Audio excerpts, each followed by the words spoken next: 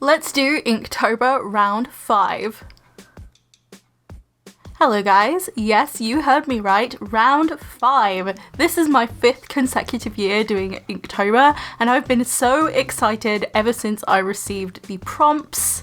I know it's a little bit early, but I did start Inktober early last year, so to say I'm a little bit excited would be an understatement.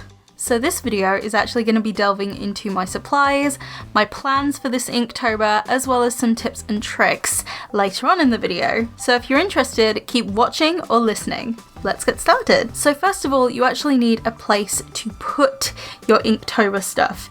Actually figure out a format that you want to use. I think that is definitely the most important thing that you need to do with Inktober. Just find a format that works for you. I usually work in 2 sketchbooks for Inktober, one being development and the other one being for final pieces. For my final pieces, I usually work at A5 because it's just easier to do smaller pieces. And for my development sketchbook, I usually tend to work in the sketchbook. However, because I was doing another video, I actually did some really scrap sketches on a spare piece of paper and then just stuck them in. At the time of filming this is the process for day 1 so far in terms of the sketchbook. This sketchbook is a Marriner sketching journal. So this is actually my 5th year doing Inktober, as I said before in the intro. Just to prove it, I have all of my Inktober sketchbooks from previous years, 2015, 16, 17 and 18. If you would like to see the full sketchbook tours of each of these 4 sketchbooks, there is actually a link to an Inktober playlist. Inktober for me is something I personally enjoy a lot. So last year I had an intense amount of Inktober supplies, but this year I'm actually going to be streamlining it a bit. So the main inking item that I'm going to be using throughout Inktober is these uni pin fine liners. I have them in various sizes, but these ones were the ones I had to hand. I have a 0.1 and a 0.5 here. I love them so much, in fact, that I actually have them in my pencil wrap. Something else that is in here is my Pentel pocket brush pen. This is great for really thick outlines or like wanting to fill in an area or something. This type of brush pen actually has proper bristles, so you can actually create some really cool brush effects with this. Something else that was in my pencil wrap was this. Now it might look like the uni pin fine liners, however this one is a uni pin brush pen. This is a really fine brush pen. Ever since they announced this, I knew this was going to be one of my favorite pens that they had ever, and it's so true. So sticking with the theme of brush pens, we're actually going into the realm of color now. So I don't really use these for line work, but I do use these for adding detail and adding depth into my pieces, whether it's watercolor, it's ink, or whatever. I own a few brands of this type of brush pen, most notably Mozart and Zig Clean Color Real Brushes. This is what the Zig Clean Color brush looks like. It's a much finer brush than the Mozart. So the next pens I'm going to be using are my Copics. These are great for when I don't have a lot of time in the day and I need something that's going to be like really quick drying. I also really like them for adding depth into some of my pieces. So I've moved these aside to actually bring across my entire basket of ink stuff. Now, I do actually have some ink pads. Whether I'm going to use them this year, I don't know. I've used them in previous years and it's just a lot of hassle, to be honest. So I might not use the ink pads, but who knows. So this little box actually has nibs for my dip pens. I don't really change out the nibs in my dip pens all that much because I found my 2 favorite nibs already. Then we have these inks. Now to make it easier for me to find the inks, I've actually made a swatch card on the ink colors that I own. All of these are Winsor & Newton inks. So they come in boxes like this and they look like this. As you can see, I've made a mess over the years that I've owned these. Two of the inks in this box that are kind of different are these two. Now this might look like a regular black, but it's actually not. I actually turned it into a grey wash colour. So if you have an old jar of black ink and you really want a grey wash, I would recommend just using that old jar and filling it with water. Then this one is the sepia calligraphy ink. I don't know whether I'll use all of the colours in here, but it would be interesting to see if I could try and do that, or at least come up with colour palettes that could be really interesting with these inks. The last tool that I'm going to be using is the Kohinoor Annie Linky Brilliant Watercolours. Now these might sound like watercolours, but they stain just like inks. The colours are also very bright and vivid, like the inks that you've just seen in that basket. So just to show you guys what I mean about these colours being so vivid, this is what they look like. This is when they're wet. They do dry down a little bit darker than they are. The green in real life actually looks so much more vivid and so much brighter. It looks way more pastel on camera. It's not picking up just how pretty it is. I think the colours are so vivid, they're blowing out the camera just a little bit. So for my Winsor & Newton inks, I'm either going to be using dip pens or brushes. The dip pens are mainly for the line work. I don't really use these as much because I feel like because of my heavy hand, I usually dent the paper and just damage it. But I might give dip pen inking a go again this year. I don't know if I will, but that is an option. So for my brushes, I have a selection. So these are Daler Rowney brushes. I have my Aquafine and my Graduate brushes. I also have some Sea White brushes. Mop brushes are now my new favourite things ever because they get so much work done very, very quickly. So this is my Transon Art Brush & Co brush.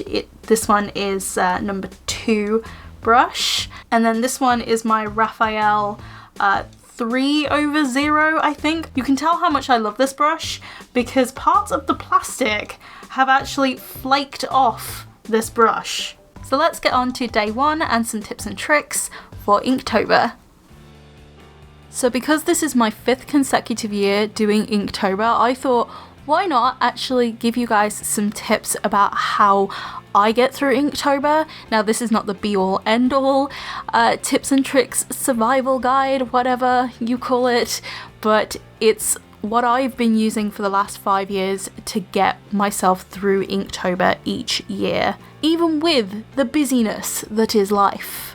The speed paint in the background is going to be of day 1. If you're curious about any of my Inktober pieces, I always post them on my Instagram. I'm very, very active during the month of October because that's Inktober month, so here we go. So my first tip, even though it doesn't sound that great, it's actually the most important thing to remember, and that is don't stress out. It's very easy to overthink a big undertaking like Inktober. Leading on from that is number 2, have some sort of idea of what you want to do. Are you following the official themes, or are you following somebody else's themes, or are you going about it completely your own way? Put at least a little bit of thought into what you want to do. Now with Inktober, technically speaking, there is no rules. You can follow it the way you want to, but having an idea of how you want to complete it is a really good way to go about it. Is it going to be single drawings of their own accord, or are they a part of a series? To give you an example, last year the way I did Inktober was I have a character universe of my own and it has so many different stories in it. I wanted to tell all these different stories, but I also wanted to follow the official prompts like I've been doing the previous few years. So what I did was, instead of making the image relate to the word, I made the caption relate to the word, and the caption was actually a part of the story itself. A prime example of that is actually from my last year's Inktober prep video, so if you would like to actually see that, I will link it in a card and down below in the description. Tip number 3, remember that you don't have to do every single day of Inktober. This I see a lot where people just stress out about the fact that they haven't been able to do every single day, but a lot of the times it's out of their control. Do whatever you can. Tip 4 is mostly about time management. You're going to be putting a lot of time aside this month just for Inktober. is this the right time or challenge for you? You've got to ask yourself that question. Your life might be incredibly hectic, and I should know this because my first 3 rounds of Inktober were actually done throughout my 3 years of university, first, second and third year. How I pulled it off is because I commuted to university, I actually would use the time on the train, which was about 40 minutes to an hour, to do the initial sketch, or at least plan out what I want, and then when I get home I would ink it. Tip number 5 is basically something that I only implemented last year, and that was actually having a sketchbook big enough to hold the development.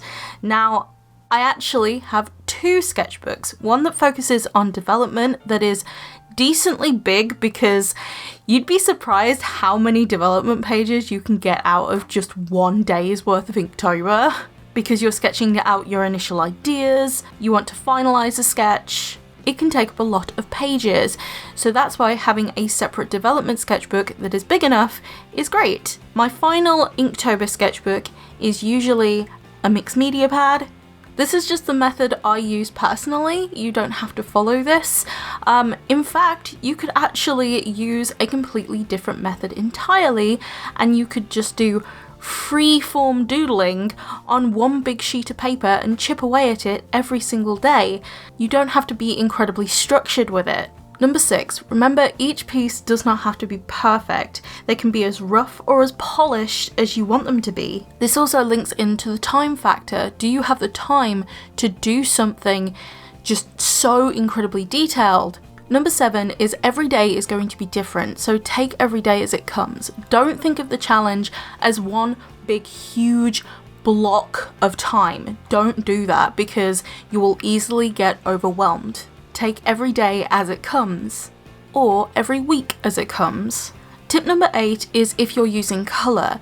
Now, you don't have to use colour, but if you are using colour or do plan to, I find that limited colour schemes actually look really great, and also having limited color schemes means that you can spend more time focusing on the lighting, the shading and the contrast. This might be a personal thing, but I've always thought of Inktober as this challenge where it focuses on contrast, the contrast of the sketch and the line work that comes into play. Number 9, it does not have to be traditional. Now, back in the day, there was this Inktober controversy where digital Inktober was like completely wrong way to do it. Excuse me, there is no wrong way to do artwork. If you're a digital artist and want to do Inktober, then that's completely fine. I've always seen Inktober as a month to up your art game. A lot of other artists see it that way as well. If there is a particular medium that you want to work with and you want to improve upon, you could take the challenge using that medium for a month. Tip number 10 might sound like a cop-out, but have fun with it. If you're not having fun, then you don't have to continue the challenge. This could be classed as tip 11 or 10.5 or something, but remember to play to your strengths. Playing to your strengths will help you get more confident in your work as a whole. To give you an example, I realised that I could work far more long-term in traditional media, my strength, rather than digital painting, which I love, but I know for a fact that I couldn't be able to do that long-term over a challenge like this. So those were the tips. I really hope you guys found them useful, or at least somewhat helpful. Something I forgot to mention, if you're doing a prompt list, you can actually combine some of the prompts into one piece, and I find it really cool when people do that. For those wondering, my day 1 of Inktober is actually of my character River, and the caption that goes along with this piece is, "The ring on her finger weighed heavy on her heart." The captions are supposed to relate to the prompt and also to hint at the story behind the picture. Remember, if you want to follow my Inktober process this year, you can follow my Instagram at @SnowyMarriner. My handle will be on screen as well as in the description. I'm super excited for Inktober this year, and I want to know, are you doing Inktober this year? Are you following the official prompts, somebody else's prompts, or going your own way? I want to thank you guys for watching or listening, and if you haven't already, you can subscribe with those post notifications on for notifications for every time I upload or live stream. Since it's Inktober, I'm going to be live streaming a lot more this month, so I'm excited for you guys to see my process. I'll see you guys in my next video. Bye guys!